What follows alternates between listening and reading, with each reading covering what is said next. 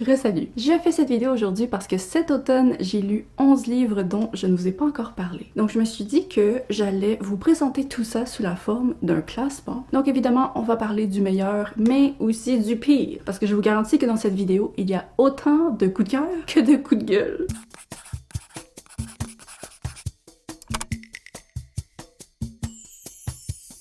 Avant de commencer, on va rapidement regarder le menu des genres littéraires qui sont discutés dans cette vidéo. Alors aujourd'hui, je vais vous parler de 3 contemporains, 2 thrillers, 2 romans d'horreur, un roman de littérature générale, un roman fantastique, un roman historique et un mémoire. Je vais vous présenter les livres dans un ordre croissant d'appréciation, ce qui signifie qu'on va commencer avec ma plus grande déception, mais il faut d'abord que je sois transparente avec vous. Parce que dans cette vidéo, il y a 3 livres que j'ai lus qui étaient piochés dans mon bocal des membres, et les circonstances ont fait que 2 d'entre eux sont les pires lectures que j'ai à vous présenter aujourd'hui. Et je voulais vraiment préciser que peu importe ce que je vais dire sur les livres, je juge absolument pas le fait de me les avoir suggérés. L'objectif de ce bocal, c'est de me faire lire des trucs que vous avez envie de me voir lire. Vous êtes curieux de connaître mon avis, que ce soit un avis positif ou négatif. Donc, je veux vraiment que personne se sente mal de me suggérer des trucs qui me déplaisent. Parce que sérieusement, là, si vous regardez ma chaîne, ben, la moitié des livres que je me choisis dans ma propre palle me déplaisent.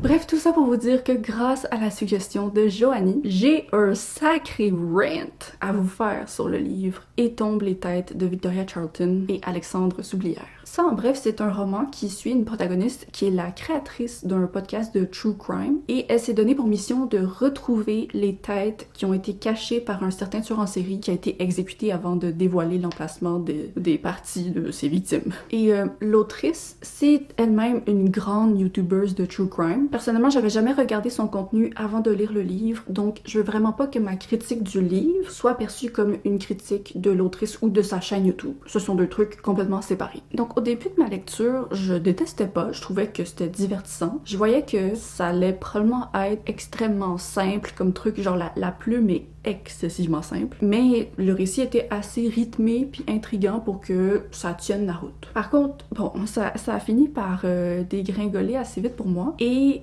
c'est principalement la faute de la protagoniste qui était une des personnes les plus insupportables que j'ai jamais vues de ma vie. J'ai préparé quelques extraits pour vous, mais avant, il faut que je vous donne un petit peu plus de contexte. Déjà, si vous suivez un peu le true crime, vous savez que c'est un domaine qui est assez controversé parce qu'il y a beaucoup de gens qui sont inconfortables à l'idée de créer du divertissement autour de la vraie souffrance de victimes. Et en même temps, de mettre l'attention sur des tueurs qui seraient probablement contents de connaître la réputation qui les suit aujourd'hui, même des décennies après leur mort. Le livre adresse la controverse, tu vois que les auteurs sont au courant de ça et que leur intention, c'est de vocaliser que le true crime doit être fait de façon morale. Mais le problème ici, c'est que même si le livre montre à quelques reprises que oui, ok, il faut que ce soit fait dans le respect des victimes, la protagoniste le fait absolument pas. C'est un peu justifié par le fait qu'elle vient de se faire tromper, elle souffre de bipolarité, puis dans sa vie, ça va vraiment pas bien en ce moment. Donc, elle se soulage un peu avec son humour macabre, je comprends ça, moi aussi je fais ça. Mais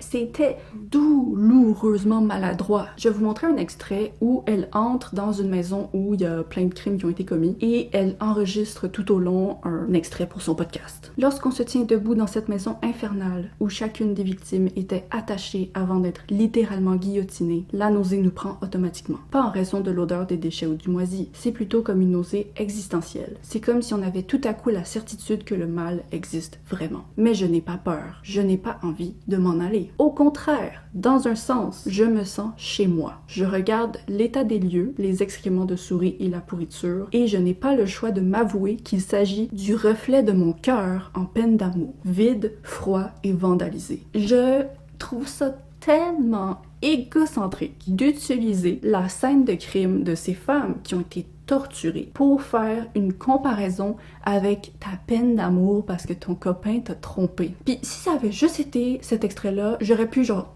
laisser ça passer. Ok, c'était une tentative maladroite de faire genre une métaphore poétique pour verbaliser comment la protagoniste se sent. D'accord. Mais Elle étrangle littéralement son ex-petite amie dans une autre scène. Je vais vous la lire, mais sérieusement, trigger warning, si vous avez pas envie de lire ça, sautez ici. Donc, voici. I fucking hate you. On était fiancés, on voulait des enfants, et toi tu m'as menti pendant des mois. Mackenzie serra plus fort. Elle pouvait sentir la pomme d'Adam de Charles sous ses pouces. Arrête Mac, je peux pas respirer. C'est quoi, tu veux me tuer? La jeune femme revint soudainement à la raison et lâcha Charles qui se mit à tousser en inspirant. Et là, on a un petit dialogue où la protagoniste réalise quelque chose par rapport à l'enquête qu'elle est en train de mener. Donc là, Charles est genre quoi? Elle est comme bye. Et ok, Mackenzie se leva et quitta l'appartement en vitesse. Dans un taxi, elle envoya un message à Charles. Désolée de t'avoir étranglé, suivi d'un emoji de volcan. Pardon. Et écoutez, moi j'ai lu le livre au complet, j'attendais que cette scène d'étranglement soit comme dénoncée d'une quelconque façon. Et non là,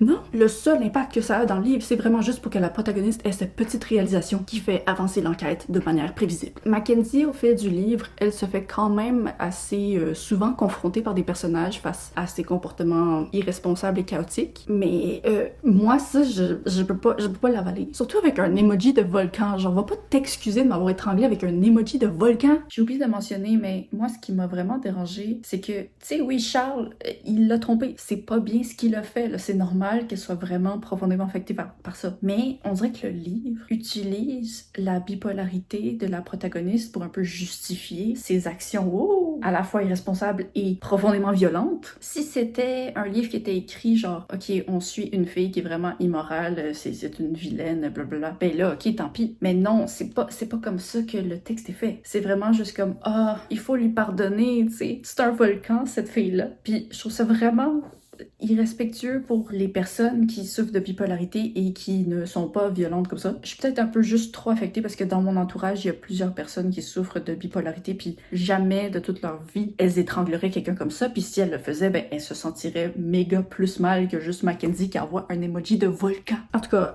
même en mettant ces aspects de côté, une fois que j'ai rendu à la moitié du livre, l'enquête ne m'intéressait plus. Donc, je vois que je lui ai donné 2 étoiles, mais on dirait qu'aujourd'hui, en vous en reparlant, je suis comme, c'est plus du 1.75 voire 1.5. C'est que je sais qu'il y a beaucoup de gens qui ont réussi à être divertis par ce livre du début jusqu'à la fin, puis je vois comment, tu sais, si t'enlèves ton cerveau comme ça, là, c'est du divertissement, la plume se lit très rapidement, mais même si je savais à l'avance qu'il fallait s'y lancer comme un thriller léger, où faut pas se prendre la tête en lisant, ben j'ai comme été forcée de me prendre la tête, là. C'était... Donc c'est ça, je ne continuerai pas la série. Ok, alors en 10e position, j'ai mis D'autres vies que la mienne de Emmanuel Carrère. C'était la suggestion de Calypso qui avait précisé que c'était une histoire de deuil avec une écriture qui va droit au but et qui l'avait bien marqué quand elle l'avait lu. Et en effet, c'est une sorte de mémoire où l'auteur retrace des deuils qui se sont produits autour de lui. Puis c'est une approche assez importante parce que... Pourquoi j'ai dit importante? Je veux dire originale. C'est le personnage principal, mais ça ne parle pas de lui. Et je trouve que le titre parfaitement choisi. C'est le titre parfait pour ce livre. J'avais bien aimé le premier tiers. Je l'avais lu pendant une nuit où j'étais vraiment comme en douleur physiquement, puis ça m'avait suffisamment diverti pour un peu oublier la douleur. Mais je sais pas qu'est-ce qui s'est passé, mais le lendemain, quand je suis venue pour continuer, l'histoire a un peu pris un autre chemin, puis je n'ai plus été capable de me réintéresser au livre jusqu'à la fin. Tout le reste m'a profondément ennuyée. On passe comme à d'autres personnages, puis j'essayais de m'investir, puis je sais pas, comme ça ne fonctionnait plus avec moi. En plus, il y avait des gros passages sur comme des fonctionnements juridiques, puis c'était vraiment à l'extérieur de mes centres d'intérêt personnel. En toute transparence, si ça avait pas été une lecture du Bocal des membres, je pense que je l'aurais abandonné à la moitié. J'ai un autre roman de Emmanuel Carrère dans ma palle. Celui-ci, c'était mon premier de lui. Donc, je suis quand même très intriguée de le découvrir parce que j'ai vu du bon dans ce livre. J'ai aimé le premier tiers. Je pense que c'est surtout une question d'approche pour le reste du roman qui m'a juste pas rejointe personnellement. Bref, j'ai donné 2.25 étoiles. C'est peut-être un peu trop rapproché, tu sais, du livre précédent vu la différence de comment j'en parle. Mais en même temps, moi, un livre que j'ai envie d'abandonner pendant plus de la moitié, ben, je peux pas donner plus que 2.25 à ça. Ok, là, un autre petit coup de gueule. Et après ça, c'est fini pour le reste de la vidéo, je vous promets. Donc, j'ai lu Furie de Myriam Vincent et j'ai eu la surprise d'être vraiment déçue. Je savais qu'il y avait deux teams de gens, ok? Les personnes qui préfèrent à la maison et les personnes qui préfèrent Fury. Moi, j'avais lu et beaucoup aimé à la maison, mais je me disais, ben, le résumé de Fury m'intéresse, là, je vois pas pourquoi je n'aimerais pas. Ça parle d'une jeune femme qui devient tueuse à gages pour venger son amie qui avait été agressée par deux hommes et qui finalement, suite au harcèlement qu'elle a subi après son agression, a mis fin à ses jours. Bref, c'est un sujet dur, important, avec une accroche scénaristique intéressante. Et je comprends totalement l'aspect satisfaisant du roman, là. C'est quand même plaisant de voir une femme assouvir les pires idées de vengeance qu'on pourrait avoir quand on se sent impuissante. Mais l'exécution, pour moi,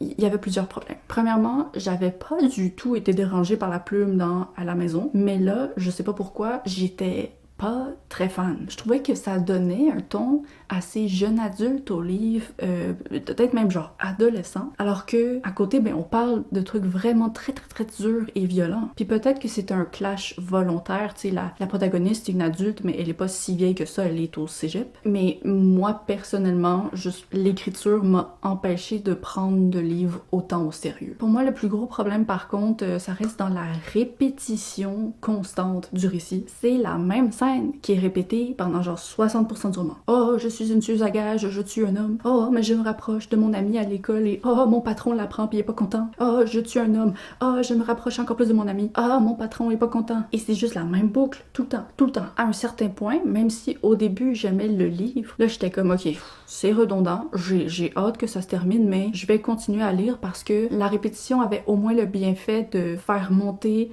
la tension de son dilemme impossible qui est en train de l'opprimer peu à peu. Je me disais, elle est dans une position vraiment impossible, qu'est-ce qu'elle va faire? Ben en fin de compte, même si je voulais vous spoiler sur la fin, je ne pourrais pas. C'était vide.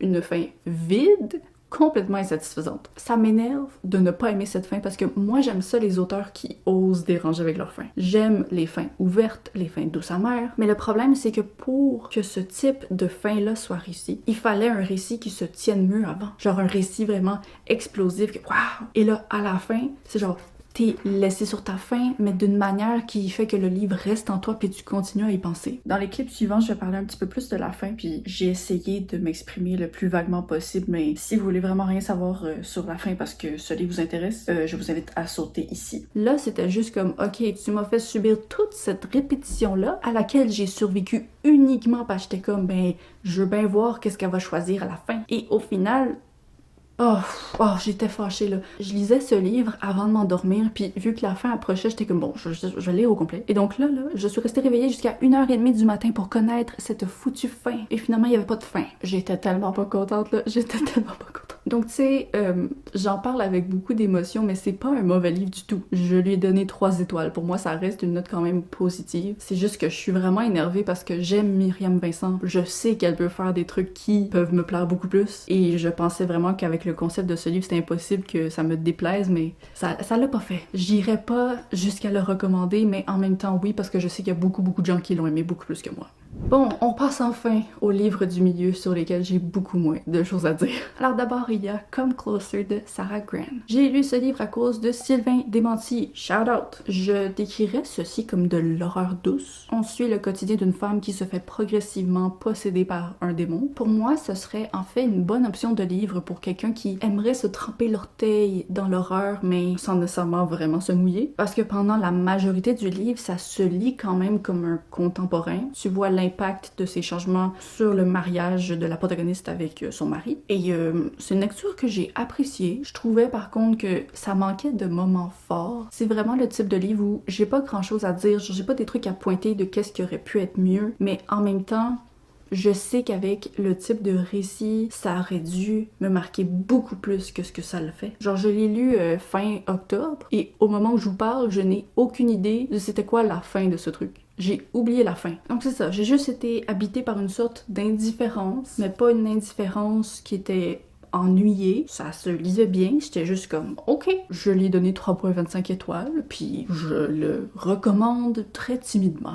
Ensuite, je vais vous parler du roman d'Isoline de David Turgeon. C'est certainement le livre le plus excentrique de la liste, peut-être même que j'ai lu cette année. Ça parle d'une assistante éditoriale qui sauve la vie d'une romancière à grand succès. Et je sais pas qu'est-ce que je peux dire de plus, mais comme ce résumé est tellement pas efficace pour vous transmettre la vraie expérience de lecture de ce truc. Parce que c'est écrit d'une manière très unique. C'est chaotique, mais tu sais, c'est exactement le genre d'écriture que j'aurais détesté dans n'importe quel autre livre. Mais là, miraculeusement, j'ai réussi à suivre le récit, j'ai réussi à m'y intéresser. Et c'est vraiment cette présentation bizarre qui a donné du goût au truc. Je pense que j'aurais pu également apprécier une version écrite normalement parce que l'histoire était intéressante, mais la raison pour laquelle je vais toujours comme me souvenir de ce livre-là, c'est à cause de sa présentation. C'est quand même loin d'être un coup de cœur, genre j'apprécie beaucoup ce qui a été fait, mais l'expérience de lecture, genre niveau appréciation, ça reste un 3.5 étoiles dans mon cœur. Sauf que tu sais, il y a tellement d'audace dans ce qui a été fait, j'admire ça et je suis super contente de l'avoir lu. Si vous cherchez une expérience totalement inédite qui vous sort de votre zone de confort, mais sans être le type de livre qui se fout carrément de son lecteur, genre, ben, je pense que c'est un bon choix. Le prochain roman dont je vais vous parler, c'est Reste avec moi de Ayobami Adebayo. Je sais pas exactement comment je vais vous en parler. Ça se déroule au Nigeria et on suit une protagoniste qui subit la pression de sa belle famille d'avoir un enfant. Ça fait longtemps qu'ils attendent qu'elle tombe enceinte et pour l'instant, ça ne se passe pas. Donc finalement, ils vont décider d'introduire une deuxième épouse au mariage pour combler son incapacité à avoir un enfant. Et cette introduction va avoir un impact assez inattendu sur sa vie de couple avec son propre mari. Et comme ça, je trouve pas que ma description rende justice à ce livre et à ses thèmes, mais moi perso, je me suis lancée en connaissant uniquement ça. J'avais une idée de ce que le livre allait être et j'ai vraiment apprécié de constater que finalement, ça s'en allait pas nécessairement dans cette direction. Pour moi, ça a vraiment été une expérience qui a très graduellement monté vers le positif. J'ai toujours trouvé ça intéressant, mais j'avais du mal à m'attacher au personnage au début. Mais c'est vraiment comme petit à petit, au fil du récit, j'ai réussi à vraiment plus apprécier la qualité de ce qui était raconté. Je l'ai pas adoré autant que certaines personnes autour de moi. Je sais qu'il y a beaucoup de mes proches qui ont eu des coups de cœur. Mais c'est ça.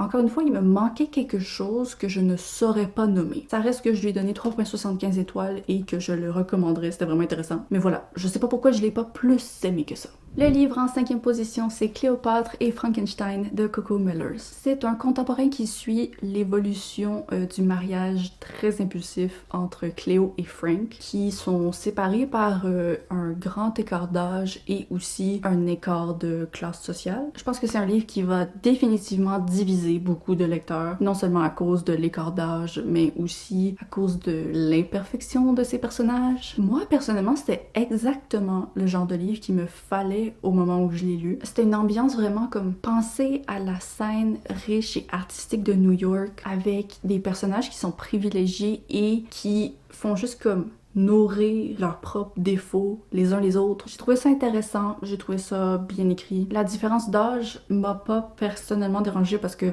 je voyais les difficultés que ça amenait et aussi, c'est pas une romance, là. C'est pas une version romancée de leur relation. Ben, c'est romancé dans le sens que c'est fictif, mais en tout cas, c'est pas glorifié. Malheureusement, je trouve qu'il y a eu un certain événement, comme un peu après la moitié, qui a fait qu'il y a une période d'environ 100 pages que je trouvais un peu moins intéressante. C'était pas intéressant, mais c'était juste pas la direction, on dirait, que j'aurais souhaité. Donc, c'est ça. J'ai beaucoup apprécié, mais on dirait que le texte a perdu une certaine dose de sa magie à un certain point, donc pour moi, ça atterrit à un 3.75 étoiles. Par contre, j'ai très hâte de lire Blue Sisters de la même autrice. Ensuite, je vais vous parler de Ceci n'est pas un fait divers de Philippe Besson. C'est un roman contemporain qui commence au moment où un grand frère apprend que son père vient de tuer sa mère et que sa petite sœur de 13 ans était présente à la maison quand ça s'est produit. C'est un texte qui montre le après d'un féminicide pour ces deux personnages. Quand j'ai commencé le livre, j'ai tout de suite été frappée par l'impression que ça allait être un coup de cœur. La plume était magnifique, c'était tellement merveilleusement bien écrit. Tu sais, c'est un sujet difficile qui va nous toucher un peu, genre peu importe la présentation, mais j'ai trouvé que c'était particulièrement comme bien réfléchi, intelligent, bien amené, juste comme en tant que récit. Ça a continué à avoir ces qualités-là, mais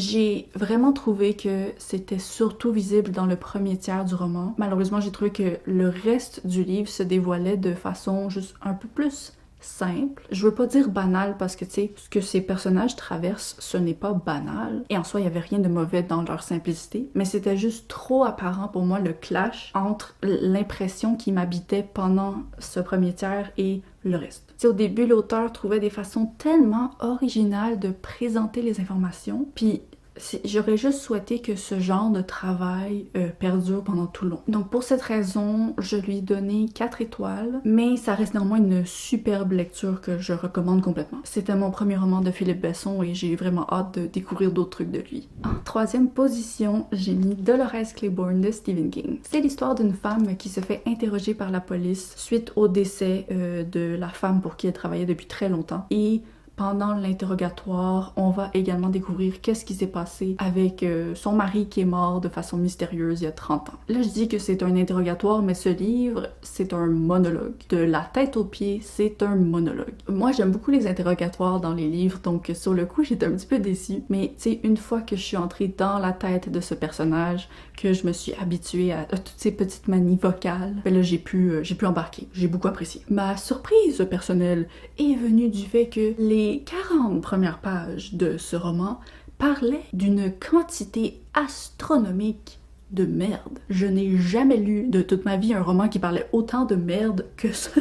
Mais genre, c'était pas une façon désagréable, c'était dégueulasse, mais c'était intéressant. Puis j'ai juste comme, je sais pas, c'était intense, mais je respecte. Je respecte. Moi, Stephen King, c'est vraiment un auteur que j'aime beaucoup. Je m'attendais à aimer ceci parce que il y a beaucoup de gens autour de moi qui ont eu des coups de cœur pour lui. Je dirais pas que j'ai eu un coup de cœur. Dolores Claiborne, c'est du bon Stephen King. C'est du Stephen King classique. Et on dirait que c'est ça un peu qui m'a empêché de totalement être genre « wow !» Parce que à un certain point, j'ai tellement lu de livres de lui que je sais qu'est-ce qu'il est capable de me faire ressentir, traverser. Et oui, c'était très bon, c'était de la qualité, c'était intéressant, des bons personnages, mais en comparaison avec ce que j'ai pu lire de lui, pour moi, ben, c'est un 4.25 étoiles. C'est une très bonne lecture, mais ça va pas être dans les tops de l'auteur qui vont m'avoir marqué. Et donc, il nous reste le top 2 de cette vidéo, mais je ne vais pas pouvoir vous en parler autant que les autres livres de cette vidéo, parce que si vous regardez le calendrier, la prochaine vidéo qui sort dans 2 semaines, c'est une certaine vidéo annuelle.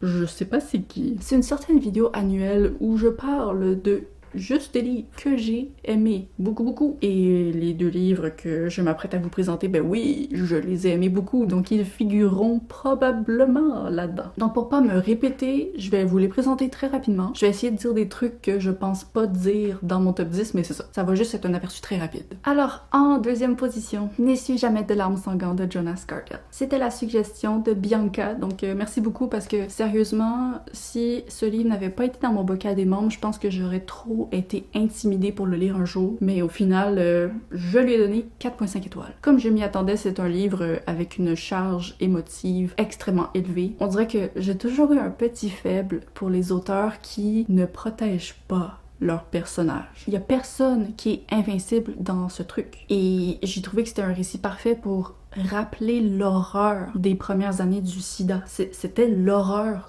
totale, et ce livre, c'est de l'horreur totale. C'est pas vraiment un roman d'horreur, mais tu sais, c'est horrible. Donc, tu sais, je pourrais en parler pendant longtemps, mais je peux m'arrêter ici, je fais l'effort de m'arrêter ici. J'ai beaucoup d'autres choses à dire, donc je vous encourage à regarder ma prochaine vidéo, ok? Et donc, mon meilleur livre que j'ai lu cet automne, ça a été Magic Lessons de Alice Hoffman. C'est un livre que j'ai enfin lu grâce à une lecture commune avec Elise de A Book and a Cup. Merci à toi parce que je procrastinais ce truc depuis longtemps parce que j'avais l'impression que j'allais pas l'aimer. Et au final, de la première page jusqu'à la dernière, j'ai été transportée. Ça faisait longtemps que je voulais une histoire de sorcière qui me donnait l'ambiance que je recherchais avec de la qualité et ça m'a tout donné. C'était ce que je voulais, c'était ce que je recherchais depuis des années. Donc, c'est ça. N'hésitez pas à essayer de prédire en commentaire à quelle position dans mon top 10 ce livre va se retrouver. Alors, c'est tout pour cette vidéo. N'hésitez pas à me faire dans les commentaires un petit classement de vos lectures récentes. Ça a été quoi les moments forts, les moments moins forts. Et si jamais vous aimeriez me voir lire un livre que vous avez en tête, je vous invite à rejoindre ma communauté au niveau des petites lunes pour avoir accès à une vidéo exclusive par mois plus une suggestion du bocal des membres par mois. Donc merci d'avoir regardé cette vidéo, j'espère que ça vous a plu. Rendez-vous le 27 décembre à 10h30 pour le Québec et 16h30 pour la France. Bye bye!